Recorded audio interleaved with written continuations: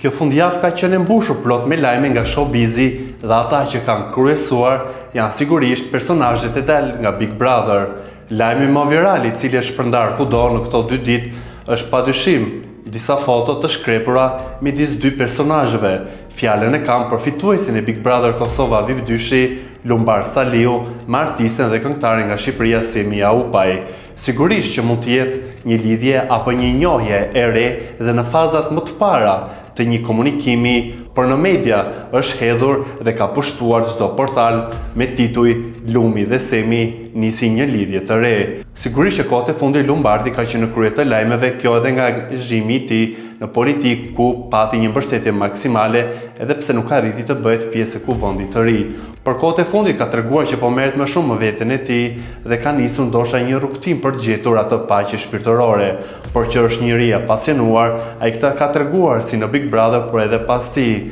Edhe në fotot e shkrepura midis tij dhe Semit shikohet një lloj flirti apo dhe një lloj pasioni i madh, sigurisht në hapat e parë, por risku i tyre është janë personazhe publik dhe menjëherë u bën viral në rrjetet sociale. Por përveç se t'i urojmë që të kenë ndoshta një lidhje të bukur, ajo që na takon si media, por edhe si njerëz që komentojmë këto personazhe, është që të jemi disi më neutral dhe më të qëndrueshëm, pasi nuk mund t'i hedhim benzin një zjarri i cili mund të jetë i vogël në fillimet e tija, por si të qoftë po shitet më të madhe pasi kemi të bëjmë me 2 personazhe që janë bindshëm në showbiz. E duke qenë sërish tek personazhet e showbizit, një emoji që Xheneta Fetau ka lënë në postimin e Ardian Krasniqit, një boksier i cili po njeh vetëm sukses dhe po njeh vetëm fitore, me sa duket për disa media mund të jetë një lidhje e re dashurie. Xheneta është pa diskutim një personazh i cili di të prodhoj dhe di të jetë në qendër të vëmendjes me çdo lëvizje që bën, siç ishte ky i fundit. Por në Troçmeredi, në mënyrë ekskluzive, Adrian Krasniqi mohon zërat që midis tij dhe Xhenetës mund të ketë diçka. Ai përveç se shprehet mirënjohës për të gjithë mbështetjen që Xheneta e ka dhënë edhe kur ka qenë brenda Big Brotherit, duke përmendur emrin e tij dhe duke vlerësuar si boksier, pasi dyshe nuk i kemi parë as në një lloj miqësie përpos një miqësie në rrjetet sociale, ku Xheneta e ka përkrahur her pas here Adrianin dhe ai për këtë është mirënjohës për të gjithë këtë mbështetje që ka marrë, por midis tij dhe Xhenetës nuk ka asnjë lidhje. Do të kaloj pak tek muzika, do të kaloj tek ai që për mua do të jetë personazhi më viral dhe vijon të jetë. Gjesti,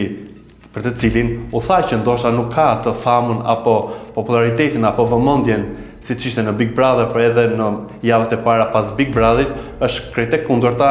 pasi ka treguar që ai di ta kthej një koncert në një klub si në stadium, siç ishte dhe performanca e tij e fundit të shtunën në një nga klubet më virale dhe më të bukura që ka Gjermania, ku skena dhe njerëzit e bën këtë koncert të kthehet si një koncert në stadium dhe jo në një klub. Pa diskutim që kishte edhe momente shumë virale, siç ishte ajo kur një fance i propozoi për martesë e Gjesti i thotë jam i martuar. Sigurisht kishte edhe lot prekje, pasi Gjesti her pas here preket kur është në koncerte dhe shikon masën e madhe njerëz pafund që janë aty jo vetëm të rinj, por e çfarëdo lloj moshe, burra dhe gra, që mbështesin dhe brorasin emrin e tij dhe kërcejnë me këngët e tij,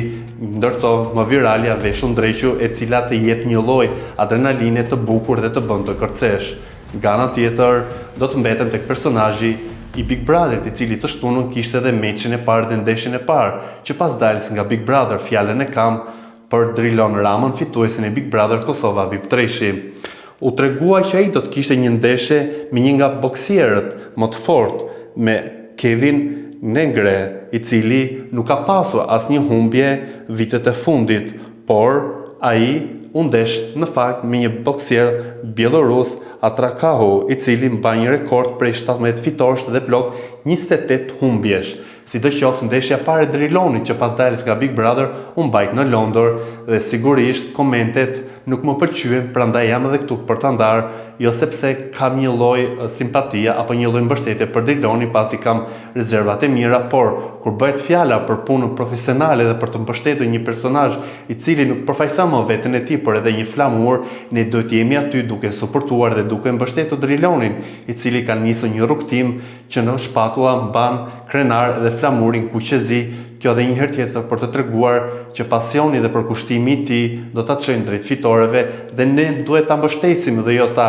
ironizojmë, ta tallim apo edhe ta gjykojmë siç u bë në këtë rast me një ndeshje e cila është pritur shumë nga ndjekësit e tij dhe e cila u finalizua me një fitore nga Drilon Rama.